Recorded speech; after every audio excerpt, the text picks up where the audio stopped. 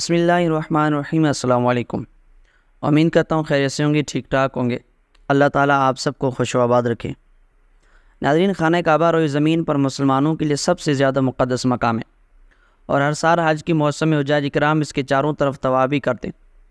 خانہ کعبہ کے ارد گرد کچھ ایسے مخصوص مقامات ہیں جن کے بارے میں 80% لوگوں کو پتہ نہیں، جبکہ ہر مسلمان کو ان کا جاننا ضروری ہے۔ آج کی اس ویڈیو میں ہم آپ کو ان مقامات کے بارے میں بتائیں گے اور ان کی تاریخی حیثیت کو بھی واضح کریں گے، تاکہ اگر کبھی آپ کو بھی اللہ تعالیٰ حج بیت اللہ کی سعادت نصیب کرے تو یہ چیز آپ کے لیے فائدہ مند ہو۔ مجھے یقین ہے اس سے پہلے اس طرح کی ویڈیو آپ نے پہلے کبھی بھی نہیں دیکھی ہوگی۔ ویڈیو شروع کرنے سے پہلے ایک چھوٹی سی ریکویسٹ، ہمارے اس چینل کو ضرور سبسکرائب کریں اور بیل آئیکن کو ضرور دبائیں تاکہ ہماری اس طرح کی ویڈیوز آپ کو ہمیشہ ملتی رہیں۔ خانہ کعبہ کی تزئین و آرائش مسلمان خلفاء فرمان رواؤں کی اہم ترجیحات میں شامل ہے۔ یہی وجہ ہے کہ مسلمان حکمرانوں میں بیت اللہ کی تزئین اور اس کی خوبصورتی اور وسعت میں اضافے کے لیے ان میں ایک مقابلے کی کیفیت رہی ہے۔ مسجد حرمین شریفین کے امور کے محقق محی الدین الہاشمی لکھتے ہیں کہ ماضی میں مسلمان حکمرانوں کے ہاں خانہ کعبہ اور اس کے متعلق امور انتہائی اہمیت کے حامل رہے۔ مرور زمانہ کے ساتھ ساتھ بہت کچھ بدلا، مگر خانہ کعبہ کے بارے میں مسلمان خلفاء کی محبت میں کوئی کمی نہیں آئی۔ خانہ کعبہ کی اندرونی اور بیرونی دیواروں پر معلق چراغوں سے مسلمان خلفاء کے اس مقدس مقام کے ساتھ محبت کا اندازہ بآسانی کیا جا سکتا ہے۔ ابھی خانہ کعبہ کے ساتھ تانبے، لوہے، چاندی اور شیشے کی بنی 100 ایسی قندیلیں معلق ہیں جن میں سے بعض پر عباسی خلیفہ ابو جعفر منصور کا نام لکھا ہوا ہے۔ اس سے پتہ چلتا ہے کہ یہ قندیلیں عباسی دور خلافت کے اوائل میں معلق کی گئی تھیں۔ ناظرین، خانہ کعبہ سے متصل مختلف چھوٹی چھوٹی تعمیرات اور حصے بھی ہیں جو اب اسی کا حصہ بن گئے۔ ان کی تعداد تقریباً 13 ہے اور ہر ایک کا اپنا اپنا نام ہے۔ امور حرمین کے محقق الہاشمی نے لکھا ہے کہ ان حصوں کے نام قدیم اور ہزاروں سالوں سے مشہور ہے، اور یہ حضرت ابراہیم علیہ السلام کے ہاتھوں بیت اللہ کی تعمیر کے وقت سے اسی طرح ہے۔ ناظرین، ان مقامات میں پہلے نمبر پر باب کعبہ آتا ہے، یعنی کعبۃ اللہ کا دروازہ۔ یہ بیت اللہ کی مشرقی سمت واقع ہے، زمین سے 2 میٹر سے زیادہ بلند ہے۔ اس کی اونچائی 3 میٹر سے زیادہ ہے، جبکہ چوڑائی کم از کم 2 میٹر ہے۔ باب کعبہ بیت اللہ کے اہم تاریخی رازوں میں سے ایک راز ہے۔ آج تک ان گنت بار باب کعبہ کو مختلف انداز میں ڈیزائن کیا گیا۔ جب حضرت ابراہیم علیہ السلام نے خانہ کعبہ بنایا اس وقت اس کا کوئی دروازہ نہیں تھا، بلکہ خانہ کعبہ کی مشرقی اور مغربی سمت سے اندر داخل ہونے کے 2 راستے رکھے گئے تھے جو ہمیشہ کھلے رہتے تھے۔ کئی سال تک خانہ کعبہ دروازے کے بغیر رہا، یہاں تک کہ بادشاہ طوبہ کے دور میں پہلی بار خانہ کعبہ کے دروازے، چابی اور غلاف بنائے گئے۔ قریش مکہ نے آتش زد کی اور سیلاب سے متاثر ہونے کے بعد خانہ کعبہ کو دوبارہ مرمت کیا اور اس کا مغربی دروازہ بند کر دیا، صرف مشرقی دروازے کو کھلا رکھا۔ اس کے بعد آج تک 2 پٹنوں پر مشتمل 14 ہاتھ لمبا دروازہ خانہ کعبہ کی زینت ہے۔ سعودی محقق الہاشمی کا کہنا ہے کہ خانہ کعبہ کی دوسری بار تعمیر عبداللہ بن زبیر کے دور میں کی گئی، تاہم باب کعبہ کی شکلیں تبدیل ہوتی رہیں۔ عباسی خلیفہ المقتفی نے 551 ہجری میں باب کعبہ بنایا۔ اس کے بعد یمنی خلیفہ مظفر نے 659 ہجری میں خانہ کعبہ کے لیے چاندی سے تیار کردہ دروازہ عطیہ کیا۔ اس کے کچھ عرصے بعد بادشاہ شاہ ناصر حسن نے 761 ہجری میں ساگوان کی لکڑی سے خانہ کعبہ کا دروازہ تیار کیا۔ اس کے بعد ترک خلیفہ سلیمان القانونی نے لکڑی کا دروازہ تیار کر کے خانہ کعبہ میں لگوایا اور اس پر سونے اور چاندی کی کلا کاری کی گئی اور اس پر آیت کریمہ تحریر کرائی۔ سن 1045 ہجری میں سلطان مراد کے دور میں خانہ کعبہ کی تعمیر نو کی گئی۔ اس دوران نیا باب کعبہ بھی نصب کیا گیا۔ یہ دروازہ بھی سونے اور چاندی سے تیار کیا گیا تھا۔ 1119 ہجری میں باب کعبہ کی دوبارہ تجدید کی گئی۔ موجودہ آل سعود دور حکومت میں باب کعبہ 10 ذی الحجہ 1366 ہجری میں تبدیل کیا گیا۔ نئے باب کعبہ کی موٹائی 2.5 سینٹی میٹر ہے، جبکہ لمبائی 3 بائی 10 میٹر رکھی گئی ہے۔ المونیم سے تیار کیے گئے باب کعبہ پر سونے کا پانی چڑھایا گیا۔ آل سعود خاندان کے دور میں یہ پہلا باب کعبہ تھا جو آج بھی خادم الحرمین شریفین میوزیم میں موجود ہے۔ دوسرا باب کعبہ شاہ خالد کے دور میں بنایا گیا۔ شاہ خالد کے دور میں ایک تبدیلی یہ آئی کہ خانہ کعبہ کے 2 دروازے بنائے گئے۔ اب خارجی باب کعبہ اور دوسرا باب کعبہ جسے باب توبہ کا نام دیا گیا، وہاں سے خانہ کعبہ کی چھت تک جانے کا راستہ بنایا گیا۔ دوسرا باب کعبہ تیار کرنے کا سہرا شیخ ساگا احمد ابراہیم بدر کے سر جاتا ہے، جنہوں نے 1357 ہجری میں باب کعبہ کا کام شروع کیا۔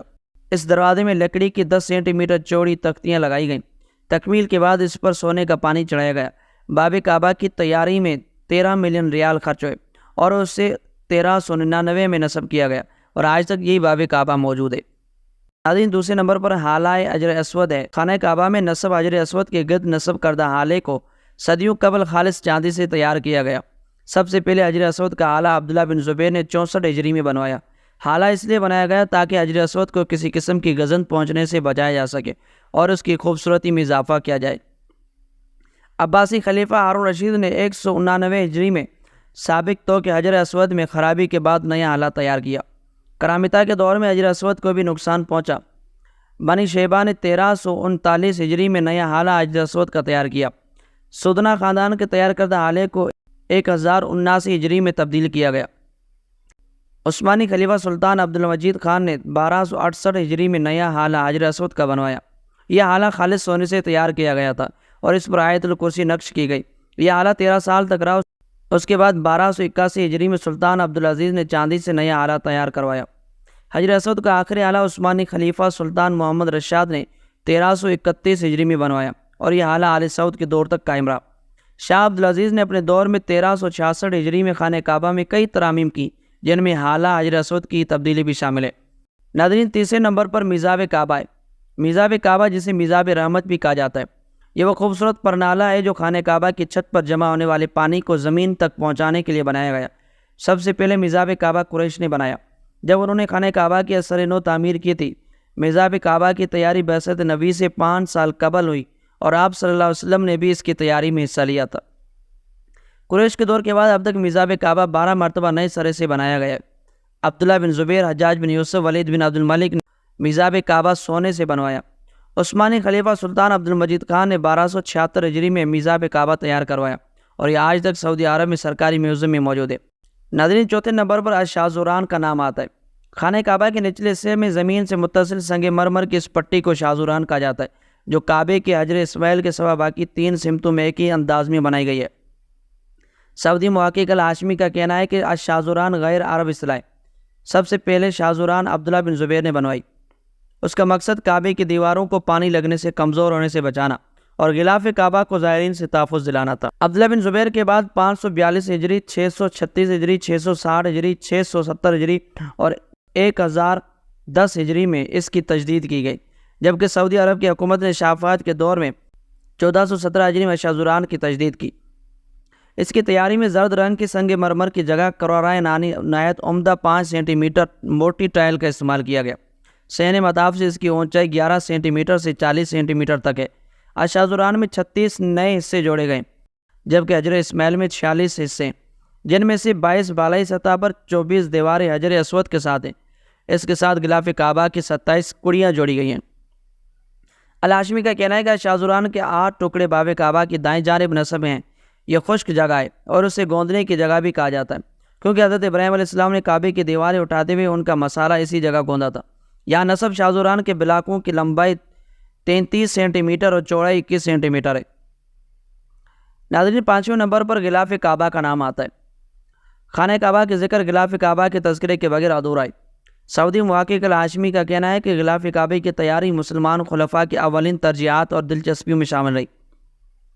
پہلا غلاف کعبہ طبع الیمانی نامی بادشاہ کے دور میں تیار کیا گیا اور چاند گرہن کے موقع پر اسے کعبے کی زینت بنایا گیا، اور اس کے بعد قریش کے جد امجد قصہ بن کلاب نے زائرین کعبہ کی خدمت کرنے والے السقایا اور الرفادہ اور غلاف کعبہ تیار کرنے والوں کو جمع کیا اور نیا غلاف کعبہ تیار کیا۔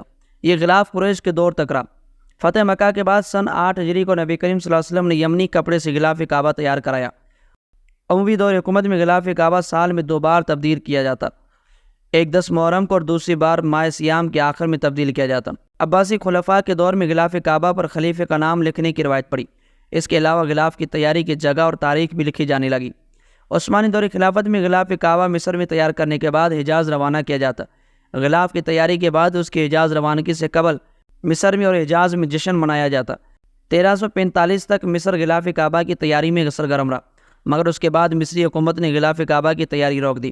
شاہ عبدالعزیز آل سعود نے 1346 ہجری میں چند ایام کے اندر نیا غلاف تیار کرانے کے بعد اسے کعبے کی زینت بنایا۔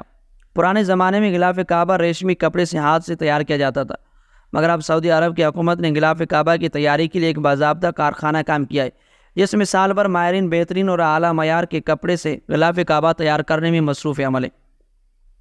ناظرین 6 نمبر پر ملتزم کا نام آتا ہے۔ ملتزم کعبے میں ایک جگہ کا نام ہے، اور یہ جگہ حجر اسود سے لے کر کعبے کے دروازے تک ہے۔ اور التزام یا ملتزم کا معنی ہے چمٹنا، کیونکہ یہاں دعا کرنے والا شخص اپنا چہرہ، ہتھیلیاں اور بازو لگاتا اور چمٹاتا ہے، اور جو چاہے وہ یہاں آسانی سے دعا کرتا ہے۔ طواف کرنے والوں کے اس جگہ پر التزام کے سبب یہ ملتزم کہلاتا ہے۔ ماضی میں بعض قصوروار اور مجرم اپنے قتل سے فرار اختیار کر کے یہاں آ جاتے تھے، اسی وجہ سے عربوں میں شدید جرم کے مرتکب شخص کے لیے یہ ضرب المثل مشہور ہو گئی کہ اگر وہ مجھے ملتزم پر بھی مل جاتا تو میں اس کو قتل کر دیتا۔ ناظرین، 7ویں نمبر پر مقام ابراہیم کا نام آتا ہے۔ یہ خانہ کعبہ کے قریب واقع ایک پتھر کو کہا جاتا ہے جس پر حضرت ابراہیم علیہ السلام کے پاؤں کے نشانات ہیں۔ قرآن کریم نے اس مقام کو زمین پر خدا کی واضح نشانیوں میں سے قرار دیتے ہوئے مسلمانوں کو اس مقام پر نماز پڑھنے کی تاکید کی ہے۔ یہ پتھر اس وقت ایک سونے کے فریم میں خانہ کعبہ سے 13 میٹر کے فاصلے پر واقع۔ ناظرین، 8ویں نمبر پر حجر اسود کا نام آتا ہے۔ یہ پتھر جنت کے یاقوتوں میں سے ایک پتھر ہے جسے سیدنا آدم علیہ السلام اپنے ساتھ جنت سے لائے تھے، اور تعمیر بیت اللہ کے وقت ایک گوشے میں نصب کیا گیا تھا۔ طوفان نوح علیہ السلام میں آدم علیہ السلام کا تعمیر کردہ بیت اللہ آسمانوں پر اٹھائے جاتے وقت اس متبرک پتھر کو شکم جبل ابی قبیس میں امانتاً رکھ دیا گیا تھا۔ پھر تعمیر ابراہیمی کے وقت جبرائیل علیہ السلام نے اللہ تعالیٰ کے حکم سے سیدنا ابراہیم خلیل اللہ علیہ السلام کی خدمت عالیہ میں پیش کر دیا تھا۔ اس طرح اس سے پھر اسی جگہ کی زینت بنا دیا گیا جہاں پہلے رونق افروز تھا۔ حجر اسود کعبے کے جنوب مشرق کی دیوار میں نصب ہے۔ اس وقت یہ 3 بڑے اور مختلف شکلوں کے کئی چھوٹے ٹکڑوں پر مشتمل ہے۔ یہ ٹکڑے اندازاً 2.5 فٹ قطر کے دائرے میں جڑے ہوئے ہیں جن کے گرد چاندی کا گول چکر بنا ہوا ہے۔ جو مسلمان حج یا عمرہ کرنے جاتے ہیں ان کے لیے لازم ہے کہ طواف کرتے ہوئے ہر بار حجر اسود کو بوسہ دیں۔ اگر ہجوم زیادہ ہو تو ہاتھ کے اشارے سے بھی بوسہ دیا جا سکتا ہے۔ ناظرین، 9ویں نمبر پر حتیم کا نام آتا ہے۔ حتیم کو خانہ کعبہ کی شمالی مغربی دیوار سے ملحق ایک نیم دائرہ دار دیوار کے طور پر بیان کیا جا سکتا ہے۔ اگرچہ حتیم یہ خانہ کعبہ سے براہ راست متصل نہیں ہے، لیکن یہ خیال کیا جاتا ہے کہ 3 میٹر چوڑا علاقہ در حقیقت خانہ کعبہ کا حصہ ہے۔ اس لیے آج بھی طواف کے دوران مسلمانوں کو خانہ کعبہ اور حتیم کی دیوار کے درمیان کی جگہ میں داخل ہونے یا چلنے کی اجازت نہیں ہے۔ اسے حجر اسماعیل کا بھی نام دیا گیا ہے، اسماعیل کا پتھر، کیونکہ یہ وہ جگہ تھی جہاں حضرت ابراہیم علیہ السلام نے اپنے بیٹے حضرت اسماعیل علیہ السلام اور بیوی ہاجرہ کے لیے پناہ گاہ تعمیر کی تھی۔ ناظرین، 10ویں نمبر پر رکن حجر اسود کا نام آتا ہے۔ یہ کونا خانہ کعبہ کے اوپر سے نیچے تک پھیلا ہوا ہے، اسی میں حجر اسود نصب ہے۔ یہاں سے طواف شروع کیا جاتا ہے اور اسی وجہ سے یہ خانہ کعبہ کے اہم کونوں میں سے ایک کونا ہے۔ 11ویں نمبر پر رکن یمانی کا نام آتا ہے۔ یہ کونا کعبے کی دائیں جانب واقع ہے، اسی وجہ سے یمین سے یمانی مشہور ہو گیا۔ 12ویں نمبر پر رکن شامی کا نام آتا ہے۔ یہ کونا شام کی سمت ہے، لہذا اس نام سے مشہور ہوا۔ 13ویں نمبر پر رکن عراقی کا نام آتا ہے۔ یہ کونا عراق کی طرف ہے۔ پرانے وقتوں میں حج کے راستوں کے نام ان ملکوں کے ناموں پر پڑ جاتے تھے جہاں سے حجاج آ رہے ہوتے۔ اس زمانے سے ہی یہ کونے مختلف ملکوں کے نام سے موسوم ہو گئے۔ تو یہ تھی ناظرین کرام ہمارے آج کی ویڈیو۔ امید کرتا ہوں آپ کو پسند آئی ہوگی، اور اگر پسند آئی ہے تو ہمارے اس چینل کو ضرور سبسکرائب کریں اور ہماری اس ویڈیو کو لائک ضرور کیجیے، اور کومنٹ سیکشن میں اپنی رائے کا بھی ضرور اظہار کیجیے۔ ملتے ہیں اگلی ویڈیو میں، تب تک کے لیے اللہ حافظ۔